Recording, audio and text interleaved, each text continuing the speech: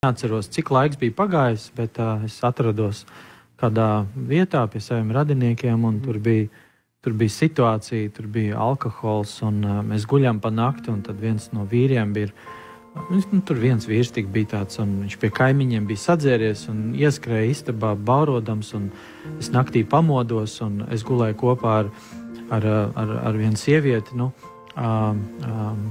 radinieci, un viņš viņai tur iesita, un tā skaļi uzvedās, un viņa, kā satraucās par to, un es atceros visas, es tā nobijies, un es sāku lūgt to lūkšanu, ko man vecvecoma mācīja. Viņa teica, kaut ko no tā, ko es atceros, bija tā: mīļais Jēzu, neatstāja man, palīdz man ir bail, pasargā tur varbūt no ļauna. Es visu, ko varēju, un es to atkārtoju, un zinu, un tas vīrietis, kas arī pa dienu viņš bija foršs, un tagad viņš ir tā pārmainījies, vienkārši kā bērnam traki to visu.